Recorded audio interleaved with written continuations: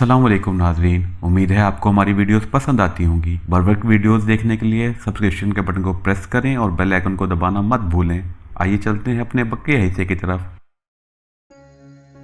खन्ना मुझसे पूछ रहा था कि तुम्हें कोड वर्ड मालूम है। मैंने कहा बिल्कुल मालूम है। इसके बाद प्रकाश खन्ना चला गया। मैंने शीला को भी सारी बात बता दी कि मैं अपने आदमियों के बारे में मज़ीद मालूमात हासिल करने के लिए लाहौर जा रहा हूँ।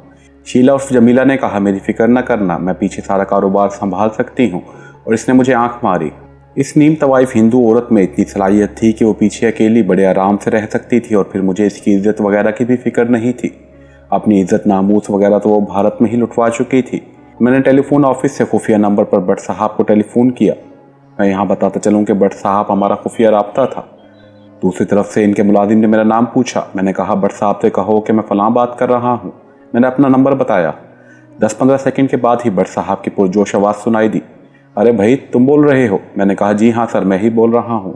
मैं 3 बजे की रेल कार से लाहौर आ रहा हूँ। रात 10 बजे आपके ऑफिस में आपसे मुलाकात करना चाहता हूँ। मैं ऑफिस में मौजूद हूँगा। और कोई? मैंने फ़ोन बंद कर दिया। 3 बजे वाली रेल कार का इंतखाब मैंने इसलिए किया था कि मैं जब लाहौर पहुँचूँ तो रात का अंधेरा हो गया हो। मैंने रेल कार की सीट रिज़र्व करवा ली थी। पिंडी से मैं इसमें सवार हुआ और रात को 9 साढ़े 9 बजे लाहौर पहुँच गया। स्टेशन से टैक्सी लेकर मैं भट्ट साहब के दफ्तर से एक चौक पहले टैक्सी छोड़ चुका था और अंधेरे में पुराने दरख्तों से घिरे हुए कच्चे रास्ते से गुजरता भट्ट साहब के दफ्तर पहुँच गया। वो बेचैनी से मेरा इंतज़ार कर रहे थे। मैं ये बताता चलूँ कि यहाँ दफ्तर के नाम पर एक सेफ हाउस था। मलक साहब भी वहाँ मौजूद थे। मलक साहब हम सुल्तान साहब को कहते थे। दोनों मुझसे बगलगीर होकर मिले। उन्होंने मुझसे कहा तुम्हारी दोनों इतलात बड़ी बरवक्त और सही थी। हमने शादरा वाले क्वार्टरों पर छापा मारकर सतप्रकाश वगैरह 3 भारतीय दहशतगर्दों को गिरफ्तार कर लिया और तुम्हारी दूसरी इतला पर सिंध और पंजाब के दरमियानी जंगल को घेरे में लेकर वहाँ छुपे हुए 3 भारतीय दहशतगर्दों को भी हिरासत में ले लिया। तुमने इन लोगों को गिरफ्तार करवाकर कई बेगुनाह पाकिस्तानियों को इन लोगों के धमाकों में हलाक होने से बचा लिया है। मैंने इनसे असली धर्मचंद के बारे में पूछा तो मलक साहब बोले तुम इसकी फिक्र ना करो, वो पूरी तरह सेहतियाब हो गया है, मगर हमने इसे एक ऐसी खुफिया जगह पर बंद किया हुआ है कि जहाँ से वो क़यामत तक बाहर नहीं निकल सकता। इसके बाद मैंने भट्ट साहब और मलिक साहब को अपनी सारी कहानी सुना दी और अब मैं और शीला जिस मिशन को लेकर पाकिस्तान आए थे वो भी बयान कर दिया। भट्ट साहब ने कहा तुम्हारे साथ जो 3 भारतीय दहशतगर्द आए हैं वो इस वक्त कहाँ हैं? मैंने कहा वो इस्लामाबाद के करीब ही एक वीरान जगह पर मौजूद हैं। इनकी आप लोग इसलिए भी फिक्र ना करें कि वो मेरी इजाज़त से ही किसी जगह बम धमाका करेंगे या फायरिंग करेंगे। इन्हें असला भारतीय सफारत खाने के एक आदमी प्रकाश खन्ना सप्लाई करेगा, लेकिन इनके लाहौर रवाना होने से पहले इनका टारगेट मैं आपको बता दूंगा और इनकी तस्वीरें भी आपको भिजवा दूंगा ताकि आप इन्हें पहचान सकें। लेकिन मैं नहीं चाहता आप इतनी जल्दी इनको गिरफ्तार कर लें। इस तरह पीछे शिवसेना के सदर बालाजी और बाल ठाकरे को मुझ पर शक हो सकता है कि शायद मैं पाकिस्तानी पुलिस के साथ मिल गया हूँ। ये बात तो इनके गुमान में भी नहीं आ सकती कि मैं असली धर्मचंद नहीं हूँ, लेकिन इन्हें यह ज़रूर शोभा पड़ सकता है कि मैं पैसों के लालच में पाकिस्तानी पुलिस के साथ या खुफिया इदारों के साथ मिल चुका हूँ और अपने आदमियों को पकड़वा रहा हूँ। मलक साहब कहने लगे लेकिन इन दहशतगर्दों के धमाके और फायरिंग से तो मासूम लोग हलाक हो जाएंगे। मैंने कहा मैंने इसका इंतज़ाम भी सोच लिया है। पहली बार जहाँ इन लोगों ने लाहौर में वारदात करनी होगी मैं आपको बता दूंगा। आप पहले ही किसी तरीके से इन लोगों को वहाँ ना आने दें। मैं चाहता हूँ कि धमाका ज़रूर हो मगर जानी नुकसान ना हो ताकि भारतीय सफारत खाने को मुझ पर शक पड़ने का अंदेशा ना रहे। दूसरी बार मैं इन्हें गिरफ्तार करवा दूंगा। इसके अलावा मैंने भट्ट साहब और मलिक साहब को ये भी बता दिया कि भारत के मशहूर शहर मुंबई में एक जगह इन दहशतगर्दों की पूरी ट्रेनिंग दी जाती है। मैं शिवसेना के मुंबई शाख के सदर बालाजी से भी मिल चुका हूँ। बाल ठाकरे से अभी मेरी मुलाकात नहीं हुई। वहाँ रहकर मेरी यही कोशिश होगी, बल्कि मिशन होगा कि मैं इनके तरबियती सेंटरों को उड़ा दूँ। जो लोग ट्रेनिंग हासिल करके पाकिस्तान में तबाही फैलाने के लिए तैयार किए जाते हैं इनको भारत में ही ख़त्म करता रहूँ। इसका नतीजा ये निकलेगा कि शिवसेना को अपनी पड़ जाएगी और पाकिस्तान में इनके तकरीबकारी के मंसूबे धरे के धरे रह जाएंगे, क्योंकि वो किसी अनाड़ी आदमी को दहशतगर्दी के लिए पाकिस्तान में नहीं भेज सकते। इसके लिए ज़बरदस्त ट्रेनिंग की ज़रूरत है और ट्रेनिंग सेंटरों पर ही धमाके होने लगेंगे और तरबियत याफ्ता भारतीय दहशतगर्द भारत में ही हलाक होना शुरू हो जाएंगे, तो इसके शर से पाकिस्तान महफूज रहेगा। पर साहब कहने लगे ये पाकिस्तान की बहुत बड़ी खिदमत होगी। मैंने इन्हें कहा मैं आपको टेलीफोन पर खुफिया अल्फाज में इतला दूंगा कि भारतीय दहशतगर्द पहला बम धमाका किस जगह करने वाले हैं। आप सिर्फ इतना करें कि बम धमाके से पहले वहाँ कोई शहरी इर्द गिर्द मौजूद ना हो। मलक साहब ने कहा हम इसका इंतजाम कर लेंगे। अगर ये धमाका तुम्हारी मनसूबाबंदी के मुताबिक बहुत ज़रूरी है तो हम इसके लिए पहले से तैयारी कर लेंगे। मैंने जवाब दिया मेरी मनसूबाबंदी बड़ी अहम है। मैं दहशतगर्दी की असल जड़ को काट देना चाहता हूँ जहाँ से ये दहशतगर्द ट्रेनिंग लेकर आते हैं। इस जगह को उड़ा देना चाहता हूँ और भारतीय दहशतगर्दों को पाकिस्तान की सरहद पार करने से पहले ही जानम रसीद कर देना चाहता हूँ। ऐसा ही होगा, तुम्हें भी होशियार होकर रहना होगा। हमारे खुफिया इदारे दूसरे मुल्कों के सफारतकारों और खुफिया तौर पर भारत के सफारती अमले के आदमियों की नकलो हरकत को अपनी निगाह में रखते हैं। तुम्हें सुनकर हैरानी नहीं होनी चाहिए कि तुम्हारे इस्लामाबाद आकर भारतीय सफारतकार प्रकाश खन्ना से पहली मुलाकात के साथ ही हमारे खुफिया इदारों ने इत्तला कर दी थी कि एक अजनबी जोड़ा इस्लामाबाद में आया है जिसके मर्द से प्रकाश खन्ना की खुफिया मुलाकात हुई है। मैं अपने खुफिया इदारे की कारकर्दगी पर बहुत खुश हुआ। मैंने कहा बस अगर मुनासिब समझें तो अपने खुफिया इदारे के इस्लामाबाद वाले आदमियों को मेरे बारे में थोड़ा बहुत बता दें, ताकि ऐसा ना हो कि वो मुझे अचानक किसी जगह हिरासत में ले लें। इससे मुझे तो कोई नुकसान नहीं होगा, लेकिन मेरा वक्त ज़रूर ज़ाया होगा। बट साहब ने मेरी इस बात को बड़ी तवज्जो से सुना और कुछ सोचकर कहा, इस बारे में हम जहाँ तक मुनासिब हुआ ज़रूर करेंगे। मैंने वो रात वहीं बसर की। मुँह अंधेरे पैरी रेल कार में सवार होकर वापस इस्लामाबाद आ गया। शैला उर्फ जमीला मुझे देखकर बड़ी हैरान हुई। तुमने तो कहा था कि मुझे 2-3 दिन लग जाएंगे, मगर तुम तो एक दिन में ही वापस आ गए। मैंने कहा काम जल्दी हो गया। मैंने जगह चुन ली है जहाँ अपने आदमी बम धमाका करेंगे। इसी रोज़ शाम को मैंने प्रकाश खन्ना से राब्ता पैदा करके इसे मुलाकात के लिए वक्त और जगह बताई। ये मुलाकात शहर से दूर गैराबाद पहाड़ी इलाके में हुई। मैंने प्रकाश खन्ना से कहा, मैं लाहौर में बम स्पॉट देख आया हूँ। मैं चाहता हूँ कि हम अपने तीनों आदमियों में से सिर्फ एक आदमी को बम देकर लाहौर भेजें। आप इसे ज़रूर असला वगैरह सप्लाई करने का इंतज़ाम करें। प्रकाश खन्ना ने पूछा, लाहौर में किस जगह ये बम धमाका किया जाएगा? मैंने जानबूझकर ऐसी जगह सोची थी जहां लोग ज़्यादा ना हो। मैंने कहा यह धमाका कृष्ण नगर से छावनी जाने वाली बस में किया जाएगा। हमारा आदमी रीगल वाले बस स्टॉप से बस में धमाका रखकर फरार हो जाएगा। बम में टाइम डिवाइस होगी, ये रिमोट कंट्रोल वाला बम नहीं होगा।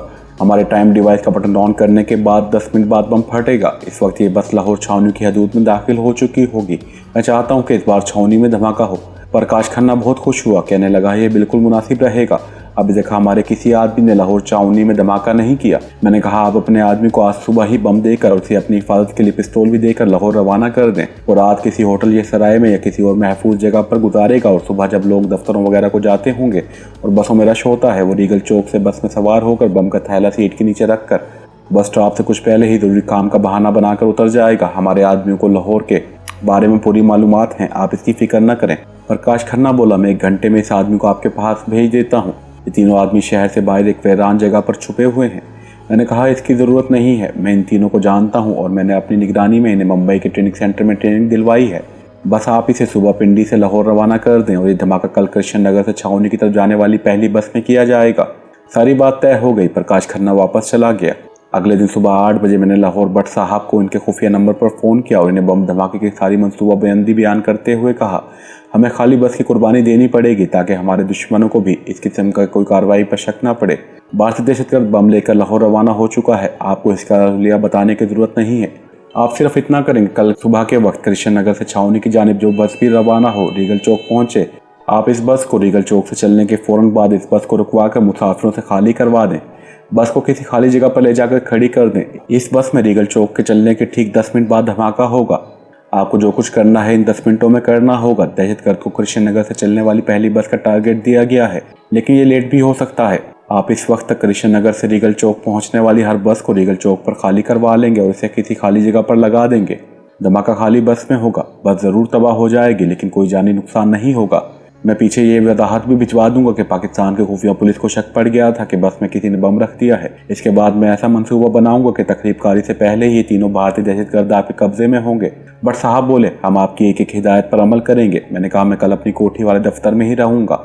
आप धमाके के बाद मुझे फ़ोन पर बता दीजिएगा, इंशाअल्लाह। बट साहब ने जवाब दिया। इसके बाद मैंने फ़ोन बंद कर दिया।